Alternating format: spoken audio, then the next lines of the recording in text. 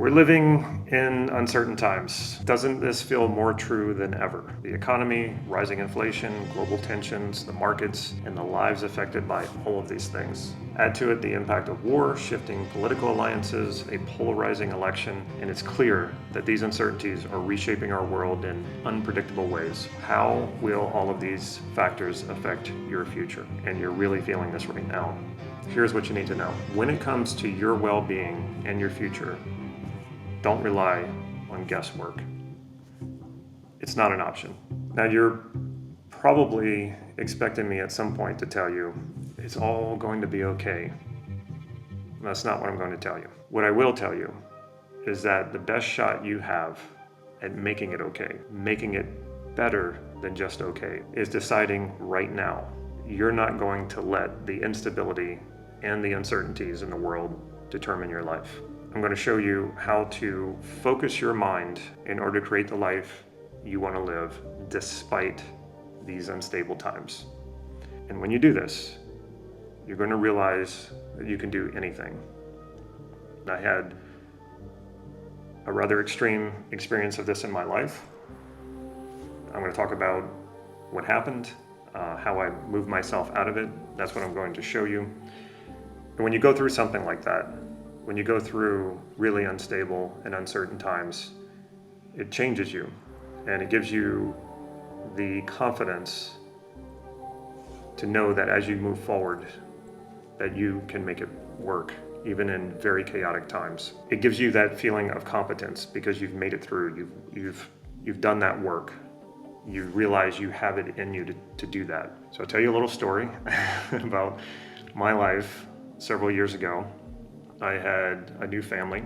I was recently married, had 2 kids under 2, and I decided that I wanted to create more stability for my family. I realized I wanted to really provide the life that I had grown up in. I grew up in a stable household. My dad was a good provider. And when you start to have kids, you start to realize, I've got to get serious now. This is a serious situation I'm in. So I really wanted to provide for my kids the life, the stability that I had grown up in, which also meant making more money, not just making more money, but having a lot more control over the money that I made. So I decided to go into business for myself. That's what my dad had done. Sounds like a good idea. I want that freedom. I want that stability. I don't want my income based on what a boss thinks it should be or some corporation. I started an insurance agency. Not only that, I started an insurance agency, I was opening one in a town I did not grow up in a town where I didn't know anyone. I didn't have any family there other than the family that I was importing with me. I had no friends. The other thing is I had never run a business before. I had never even been a manager before. And part of this was I was going to have to sell. I was going to have to sell insurance. I had never done sales before. So I'd never done any of this. I was stepping into the unknown, and yes, I was very scared. To top it all off, this was in the year 2008. And if you're old enough to know, if you were in the job market at that time, it wasn't a good time. It was very unstable. We were experiencing the financial crisis. It's called the Great Recession. And it was called the Great Recession for a reason. Everything was melting down. The economy was turning completely upside down, and the country had not experienced anything like it since the Great Depression. So of course, already being scared with all that I was taking on, then adding that additional factor to it, I knew I was in the fight of my life. All of the things that I had dreamed about, the freedom, the wealth, the abundance, the ability to provide for my family, that this was going to be 10 times harder than I originally thought it was going to be when I decided to do this. What ended up happening was pretty much all of my worst fears came true. But before I get into that, I am interested in you who are here watching this right now. I want to know, is this the first of my videos you are watching? Or have you seen my videos before and you're coming back again? Let me know in the comments below. This really gives me a better understanding of who you are. And while you're there, tell me about why you're here. What are you looking for? What are you frustrated with? What can I help you with? It really helps me in creating the content that you want. Of course, it has to be based on something that I know about. So don't tell me that you have a toothache or something like that. That's not something I'm going to be able to help you with. But as it relates to what I do, coaching, teaching, personal development, what's on your mind? What do you want help with? What are the problems that you encounter on a regular basis that you want to solve?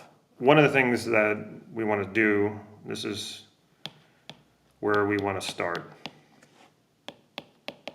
This is either what you're feeling, maybe it's a little extreme for what you're feeling, but you're probably feeling anxious right now. You're watching this because you're feeling anxious and you want to create more security going forward. You want to create more stability in your life. So what is the opposite of that? Anxiety. You're feeling anxious. And where we want to get to is empowerment.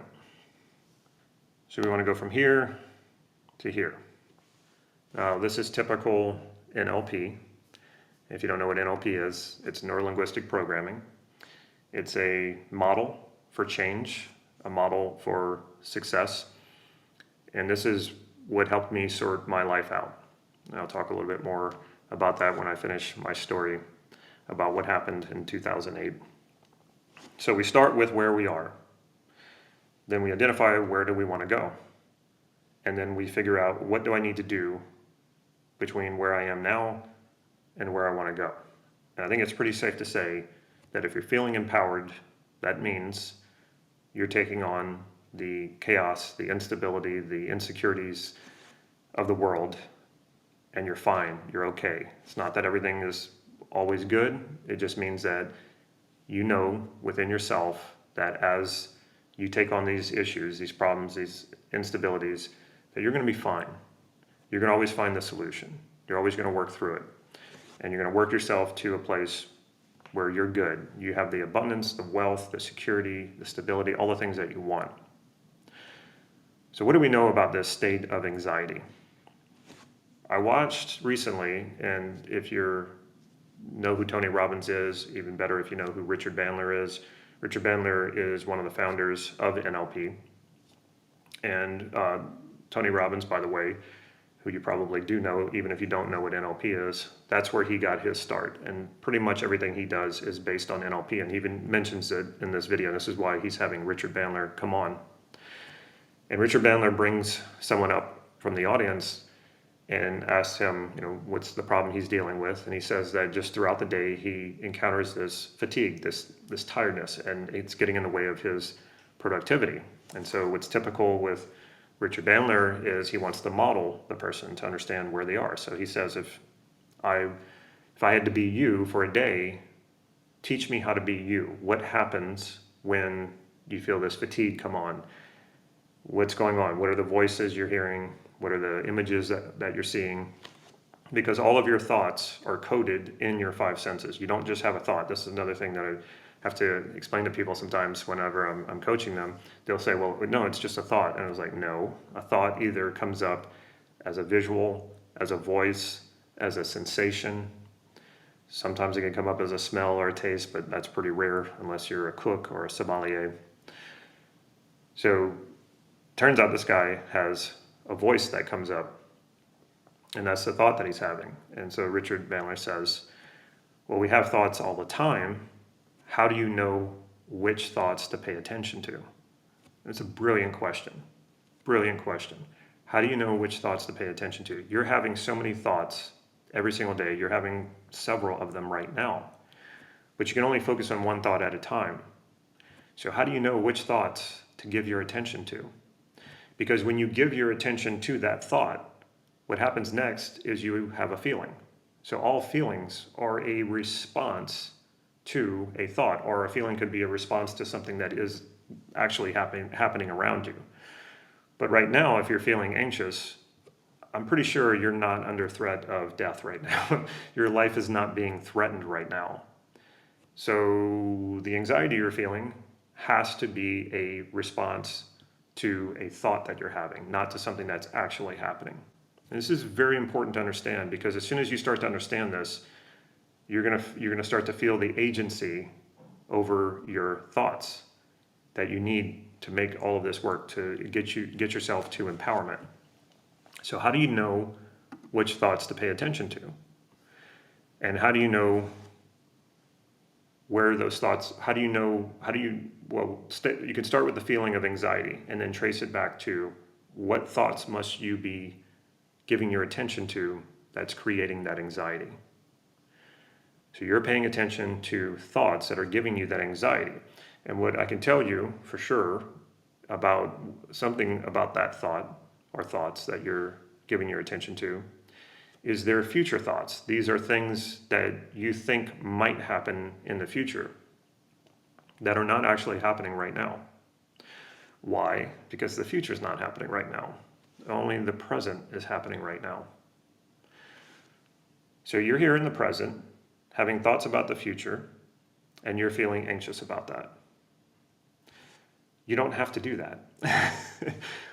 We want to start here, knowing where the anxiety is coming from. And you'll start to notice as soon as you realize that, what happens? Anxiety usually lifts a bit, gives you an opening, gives you some relief, because you know this is something you're doing. This is not something that's actually happening. Now, if somebody broke into your home right now and was threatening you, and you felt anxiety over that, that's a different story. That's something completely different. What we're talking about here is that you're thinking thoughts and you're giving your attention to those thoughts when there's all these other thoughts that are passing through your mind. But for some reason, you're giving these particular thoughts more attention than they deserve. Not saying we should never think about these things. We should. We want to plan for the future, right? We want to have a plan B if things don't go our way, if we get thrown curveballs. These are all good things to do. But if it's causing you anxiety, then we know we're giving too much attention to this. So this is where we start. What are the thoughts that you're giving your attention to? Now the next step is clarity. And you've already started this. So this is the bridge. Each one of these states that we're talking about here lead from one to the next. We're creating a bridge to empowerment is what we're doing. What clarity do we need here? To start, you want clarity over what you do have agency over, right? So putting your attention on the thoughts about things you don't have control over are causing you anxiety. So now we're shifting that attention to what do you have agency over? Well, you're already starting to feel it right now, that you have more agency over your thoughts than you thought. So where your thoughts come from, and we're not interested in where the thoughts come from. We don't know where they come from. I mean, they just kind of bubble up, right? It's your attention to those thoughts that makes all the difference. So now shift your attention to what do you have control over? Well, right now, you've decided to watch this video. You decided to watch me and learn something here, okay? So if you shift your attention to that and you stop thinking about all those things that you don't have control over, all the craziness that's going on in the world, and you bring your attention to the here and now and realize what you do have agency over. If you wanted to get up and get a glass of water, you could do that. If you wanted to get a bite to eat, you could do that. I'm glad you're choosing to stick with me here and learn something. And you're choosing to do that. And you're choosing to put your focus here. You're choosing to have more clarity about that right now. And when you do that, you really can't be anxious. You can't be indulging in anxiety. That's maybe not a great way to say it. You can't be overwhelmed by anxiety because you're shifting your attention from those other thoughts to these thoughts. And we want to then open that clarity, open that focus, and distinguish between what we have control over and what we don't have control over. It's very important. So it's not just about only focusing on what you do have control over. That's not all of it. We want to know the difference. Now, when you're thinking about things that you don't have control over and that's causing you anxiety, here's the other piece that you need to know. What thoughts you give your attention to creates behavior. I'm going to say that again. The thoughts that you give your attention to creates behavior. Now, I'm not saying you act out the thought because you might have this really scary thought. That doesn't mean you act out what happens in the thought. What I'm saying is that informs your behavior. That tells you what to do.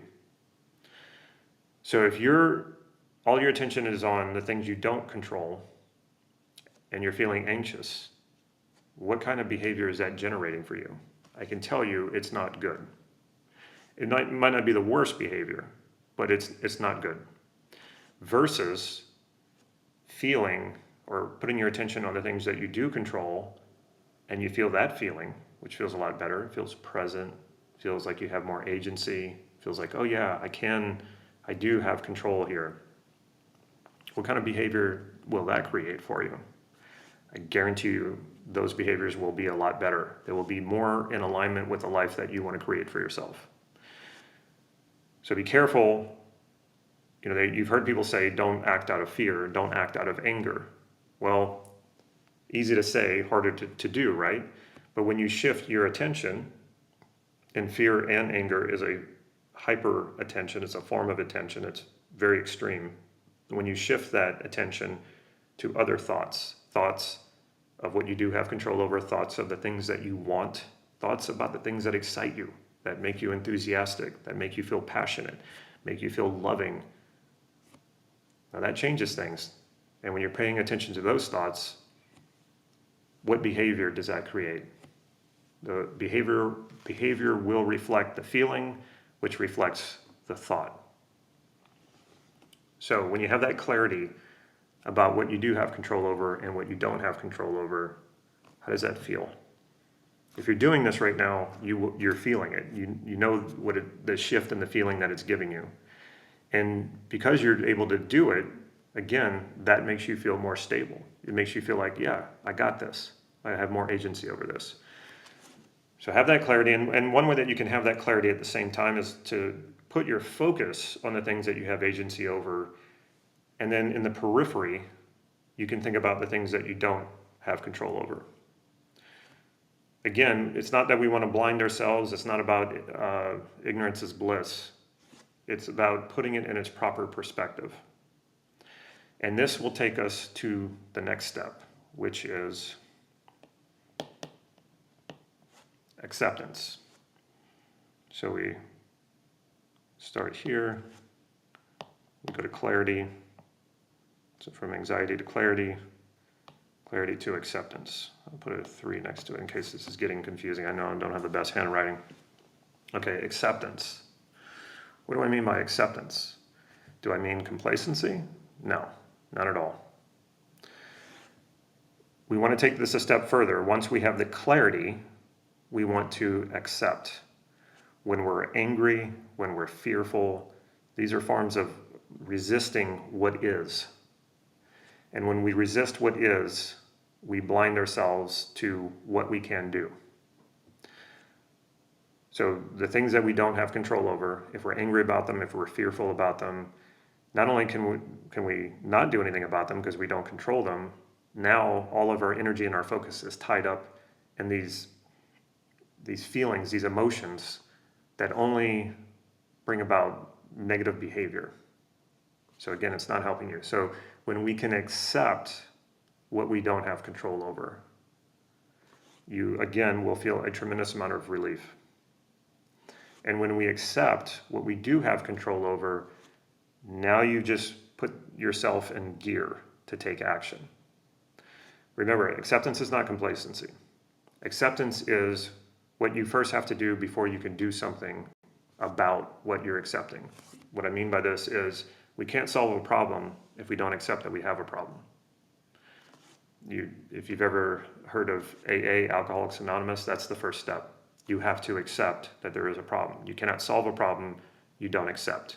Okay, so when you have that clarity about what you have agency over and the clarity about what you don't control, and you accept this fully, 100%, there's no, oh, I kind of do and I kind of, no, full acceptance of what you have control over and what you don't have control over. You let go of the things you don't have control over, so that no longer ties up your energy, no longer ties up your focus. And when you accept what you do have control over, you just put yourself into action, to take action. But if these two things, you don't have clarity about them, you can't really accept them. It's still confusing, it's still chaotic. And we know, one thing we know about people when they're confused, they don't do anything. When you're confused, you don't act. And when you're in a crisis, what do they say? Don't panic. Why? Well, because panic means you feel like you have no resources. You're completely tied up in emotions where you can't do anything. That's why we don't want to panic. But if we can bring that clarity back and fully accept what's going on, we let go of what we don't want and we take action on what we do want. And then that takes us to the next step. Determination. Once I'm clear and once I've fully accepted it, now I can start determining where I want to go. So, okay, I know I have that clarity. I know what I have agency over. And what you'll find when you have that clarity and you accept it, you realize you have a lot more agency than you originally thought. So now it's time to start making decisions about that. Because there's a lot of things you can do, right? There's a lot of choices you can make. There's a lot of behaviors you can engage in. There's a lot of very different actions you can take. So you need to start determining, well, which ones are going to be the choices and the actions that I can take that gets me to where I want to go, that gets me to stability, to safety, to abundance, to wealth, to prosperity, to empowerment. And any of these steps might take some time for you to sort out. So I'm not expecting you to fully run through this as we're doing it. This is a lifelong process. And the more you do this, the more you do this, the less you will experience anxiety, the less you will be encumbered by anxiety and fear and all of those negative emotions that tie you up and limit you. You'll gain more clarity, and acceptance will just be a normal thing. You won't have to think about it so much. You'll just fully accept. You'll be in the moment. And by the way, that's when you're in a flow state, that's what that is. If you're in a flow state, or try to imagine being in a flow state where you're not accepting what's going on.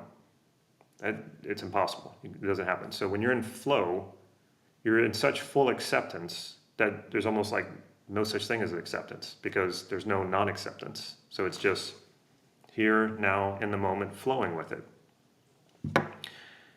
And throughout your life, you're always going to be you're always going to be in a place of determining, right? Because you're always making choices. We don't live in a static world. So you're constantly making choices, which means you're constantly determining, where do I want to go? And sometimes you'll make choices that don't get you there, so you have to make a new determination. So you're gaining more and more clarity as you're determining, right? Well, one determination that is really important for you to make right now. So I want you to listen up. If you're taking notes or anything like that, I want you to stop for a second. This is a video, so you can replay it, right? Determine that you are going to do this no matter what. What is this? Determine that you're going to create that life that you want. This is not a question. This is not a maybe I will, maybe I won't. Make that determination right now. And that will help with everything else, the clarity, the acceptance, right? Determine right now that you're going to do this. In one way, I'll give you a secret weapon that will make you able to determine whatever you want and commit to it fully whenever, and feel that agency over what you determine that you want, is to not rely on hope. Now, you might be thinking, what are you talking about? Isn't hope a good thing? Well, I would think that we talked about, if your life was actually under threat and you have absolutely no control because, someone is threatening your life, and I hate to be so dramatic, but I'm just giving you the extreme example, then I could understand how hope might be the only thing you have left. But you're not in that situation right now. The majority of us will never have to be in such a terrible situation. So for the most part, you should never, ever rely on hope. When we turn to hope, what does that mean? That means we feel hopeless. That means we've given up agency, even over the things that we do have agency over. We've determined that I can't do anything. I'm hopeless. I don't have anything else. So I'm going to sit here and just hope, which just totally disempowers you. The opposite of empowerment is hope. I mean, there's nothing that you can do. So you have to hope that everything's going to work out. Hope that the world gives you what you want. Hope that people do what you want them to do, rather than taking that locus of control back and being determined and clear about what you want. So this then, when you can determine, when you do determine what you want and you determine that you're going to do it no matter what, because it's within your control and you're not going to rely on hope, what do you feel? You feel empowered. And that will take you through empowerment. Now, if you were doing this with me as we were going through this, you felt it and you feel more empowered right now. Now, that doesn't mean it's over. You may need to do this process again. You may need to do it several times. And you may need to do it for certain areas of your life if you need to chunk it down. Some people are more small chunk people, and I'm kind of like that. I need to chunk it down to context, different life contexts. And you don't have to get too granular either, because then that makes it seem like there's, endless endless little pieces of your life. You can just break your life down into 3 to 5 major life contexts and run this process through it, and run it through a few times. And each time you'll feel more and more empowered. Each time you'll feel more clear. Each time you'll feel more accepting, which means you're going to flow faster. You'll be more determined than ever. This is where true determination comes from. Determination does not come from willpower and discipline. Throw that out right now. And I've done a video on that before. So you don't need that kind of like willpower and discipline, and it will give out at a certain point. But your determination never will. Determination is just having that clarity and making a decision, a clear choice. This is what I'm going to do, and I'm 100% committed to it. What we can do, I'm going to switch pages here. I'm going to give you some resources of empowerment that we want to focus on. So we want to build your empowerment here. When it comes to empowerment, we need to be adjustable. We need to be flexible.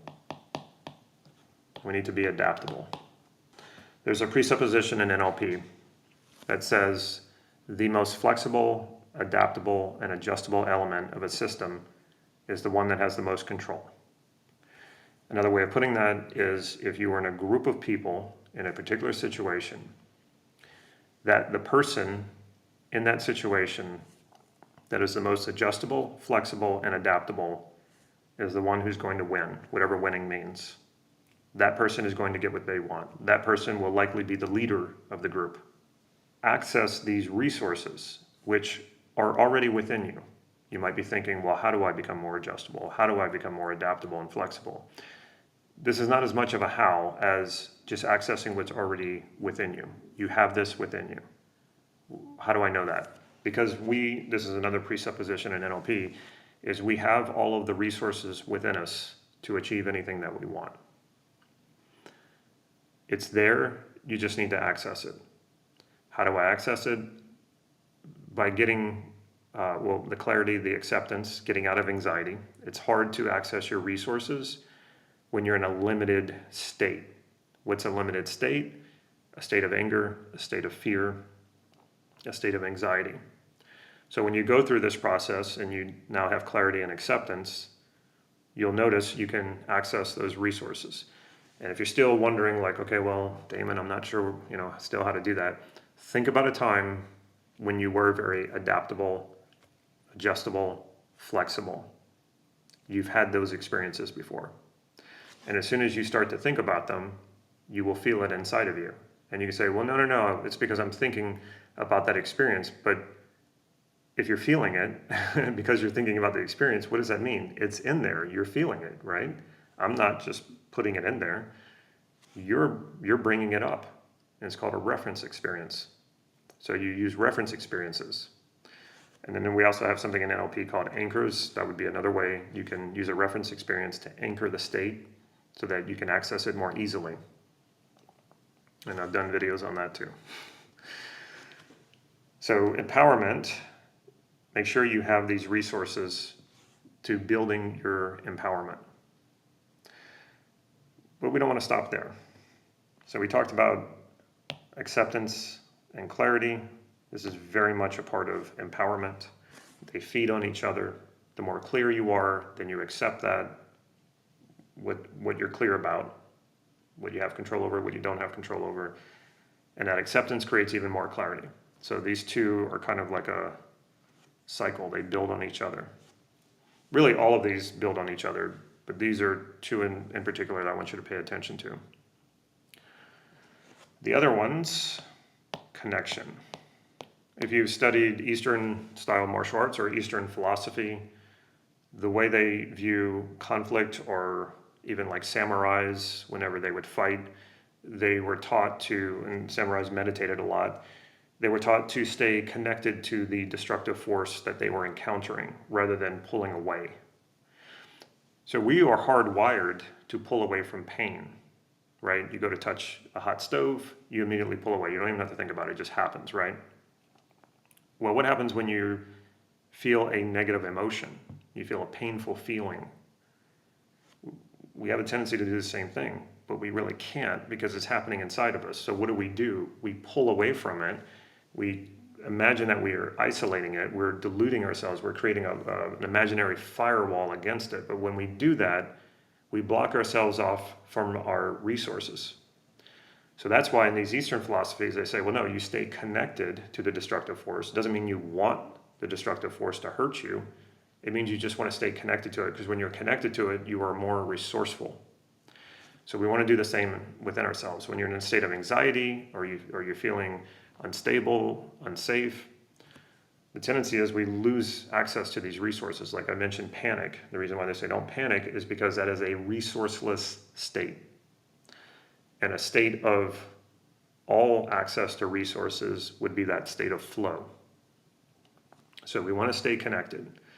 Something negative happens, we have a failure, or something out of our control happens that we don't like, our tendency is to retract, to pull away, to be like, no, I don't want any of this. The love of my life dumps me, and I go, I'm never getting into a relationship ever again. I'm not going to even talk to people or whatever. That sort of pulling away makes it worse, makes you more isolated, more disconnected, less resourceful. It's counterintuitive to stay connected. I know it's not the easiest thing, but now you know. So you want to stay connected. If society feels like it's going crazy, the government feels like it's going crazy and all these things, you still want to lean into this and stay connected. Stay in relationship to these things. Doesn't mean you have to like it. Doesn't mean you have to be okay with it in the sense that you think it's good or you condone it or anything like that. None of those things. But stay connected. And you'll find this in relationships. People you don't like. People who maybe treat you poorly.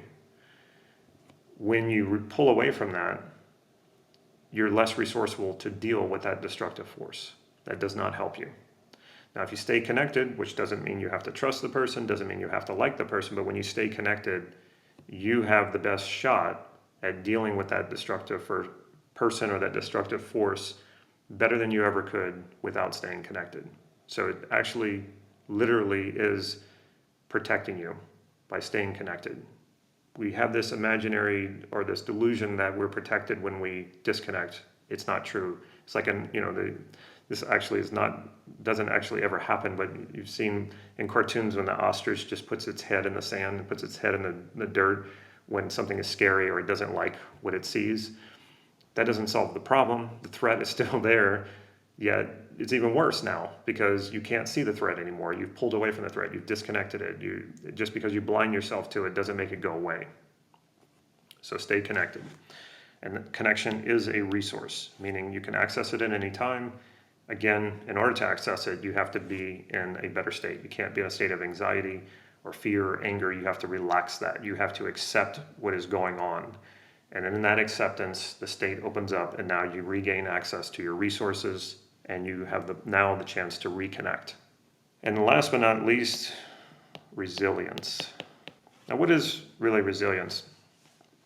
Again, I think a lot of people when they see these types of words like resilience, they think it means willpower and discipline and all this. It really doesn't.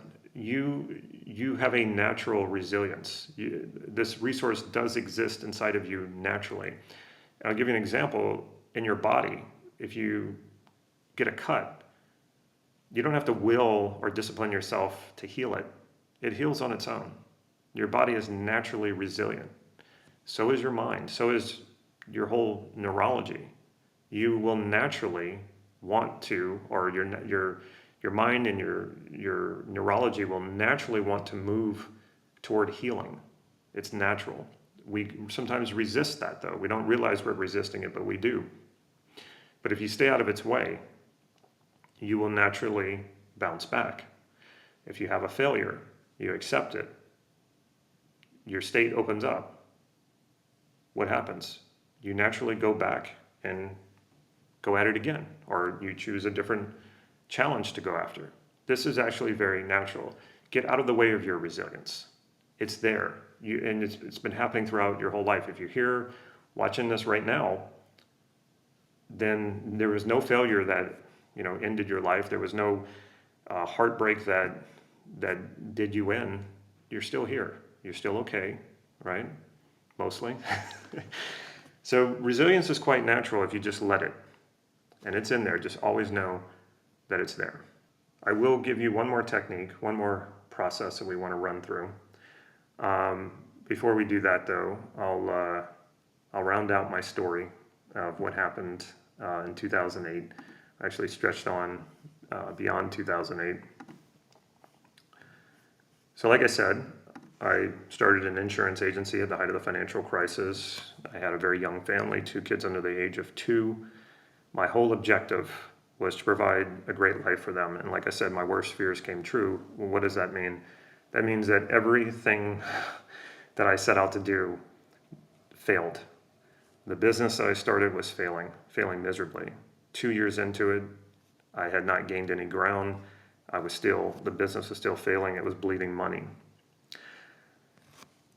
And that is the crazy thing. I was doing it for my family because I wanted to provide a great life for my family, but I didn't even have time to spend with my kids. I was too busy working all the time. I was too busy failing. So the very thing that I was trying to create was not just not happening, it was going in reverse. The other thing that happened, it was my marriage fell apart. So again, my whole objective was family, and it was coming apart in every direction.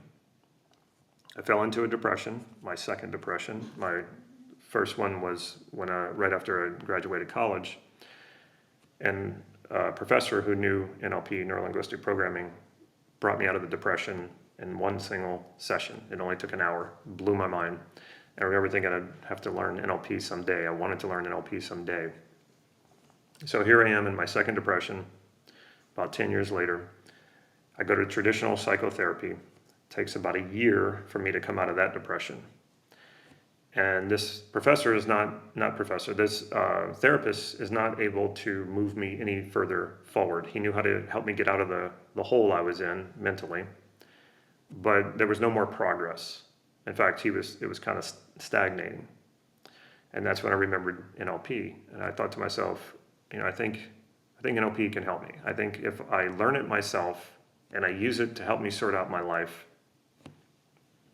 then maybe that's the key to staying out of depression and moving forward and making the progress and not having to depend on a therapist. Started my NLP training.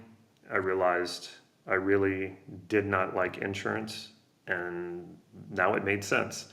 Well, probably this is why I'm not succeeding at it very well. I really hate it. I don't like this at all. It's really hard to be good at something you don't like. It's possible, but really difficult. And when things aren't going well, you don't feel like getting out of bed and hitting the office and picking up the phone and making those calls. It was just miserable. So I started to realize that it wasn't so much me that was the problem. I mean, it was to an extent, but I had to take full responsibility for the fact that my marriage wasn't working, not because of anything in particular that I was doing wrong. We were no longer a good match. It was not working. It was making me miserable. The insurance business was making me miserable, and I was using NLP to sort all of this out, very much in the same process that I just brought you through. Getting back into resourceful states, accessing my resources, changing my beliefs to be beliefs of rather than limitation, to empowerment, to helping me find what am I really good at, what do I really want to do, getting clear about that, moving in that direction. And the more I did that, and the more I moved in that direction, the more I moved away from the marriage, and the more I moved away from the business, and I finally understood those things were not my path, and my path was becoming clearer and clearer, and it was in a different direction. So I walked away from both. Didn't walk away from my kids. I walked away from the marriage. Still very close to my kids. They're teenagers now. And so it was NLP that helped me sort my life out. And there's so much that I want to teach you about NLP, because I just absolutely love it. I'm very passionate about it. I love teaching. It's what I feel like I'm called to do. What I want to do is what I want to help you with is, let's see if we can get this all on one page. Probably not. I want to shortcut some of those processes. And if you want to learn NLP and you want to learn more specific processes and get more specific about overcoming your beliefs and moving yourself in a direction that you want to go, you'll see that there's a link in the description. You can book a free call with one of our coaches, and they can assess where you're at, assess what it is that you want to do, and then point you in the right direction. We have NLP training. We have bigger trainings where it's like group coaching, plus you're learning the processes, you're learning the models as we're doing it. And then also I do one-on-one coaching, and also have some of my coaches, they do one-on-one coaching. Anyway, if you want to know more about this and you really want to either learn it or be coached through it, like I said, in the description of this video, you can book a call and they'll help you figure it out. Okay, so what we want to do, you might have heard of the NLP swish pattern before.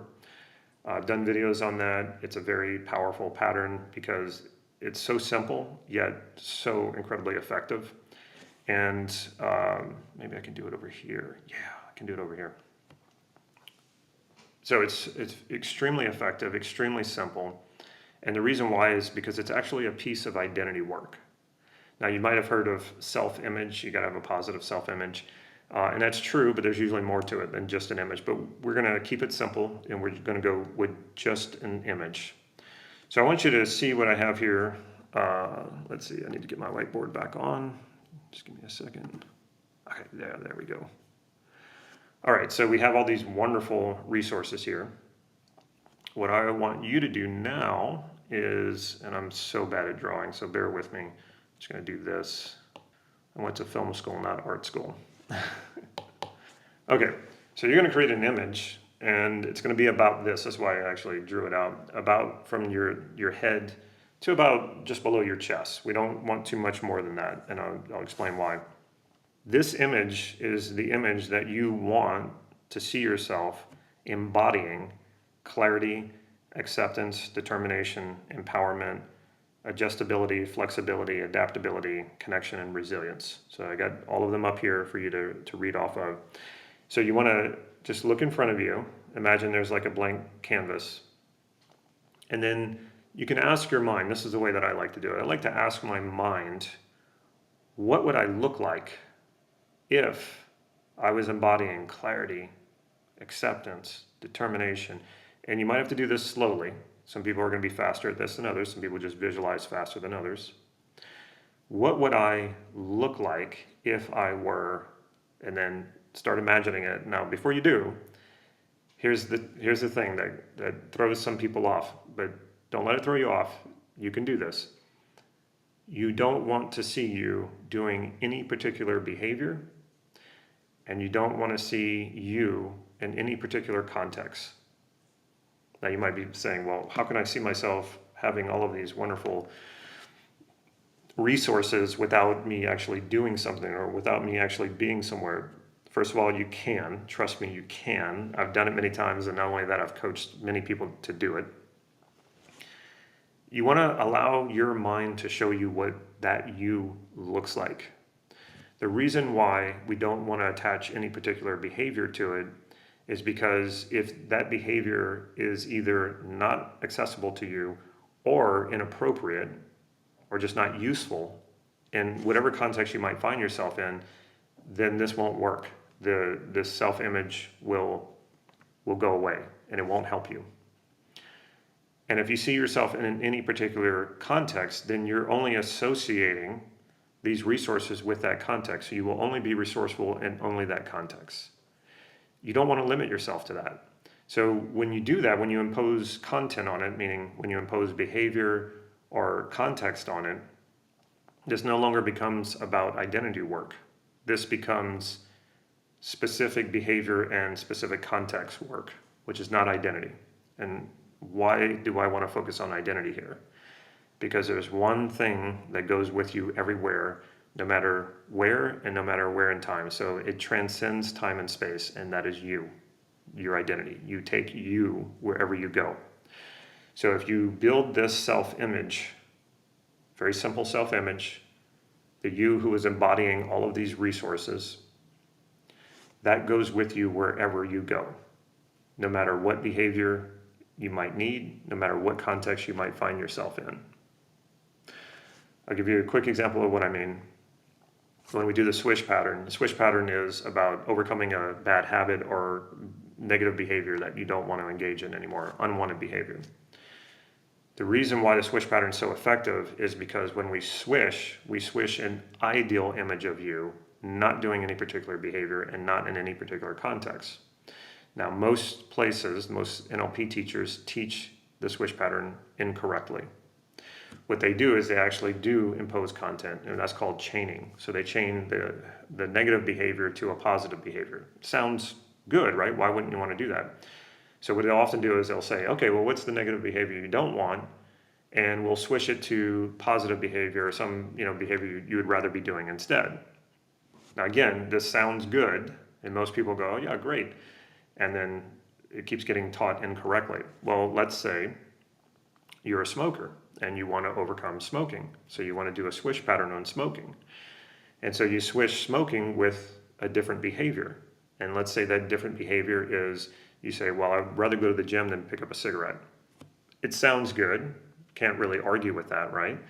It's definitely better for you to go to the gym than to smoke.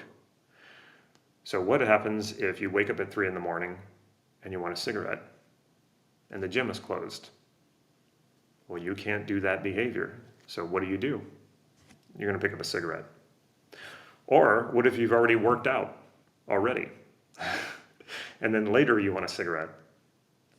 Are you going to go to the gym again? Oh, maybe you would. But after you've gone to the gym 5 times in one day, you really can't use that as a behavior to do instead of smoke a cigarette. So when you create this image, and it might not be easy. It took me a little while to create mine. But when you do, you're going to have this amazing image of you who is embodying all of these wonderful resources.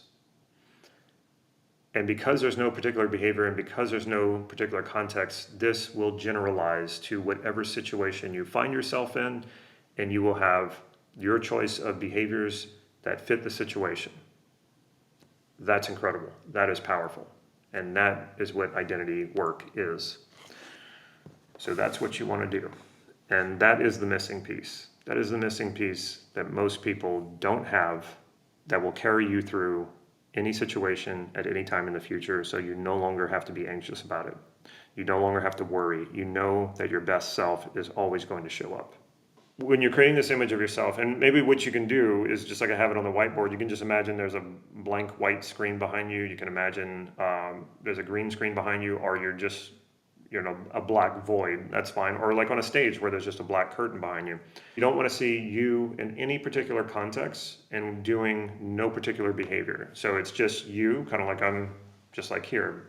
And it would be with like a white screen behind me. And I would just see that image of myself. And there's just something about that image that just lets me know that's me embodying all of my highest values, all of my highest ideals, all of the best resources.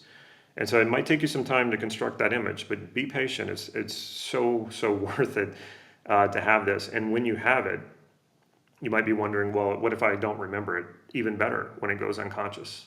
Because when it goes unconscious, then it's working without you like negotiating with it. It's working without you having to think about it. That makes it even better. When you have those unconscious choices, those unconscious decisions that you already know why you're doing it, you value those choices, and you just do them automatically, well, now you're not having to negotiate with them all the time.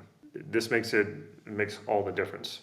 When people think that they won't remember it, trust me, your unconscious will remember it. When you put these amazing images in front of you, that's very motivating, that makes you go, yeah, like that's who I want to be.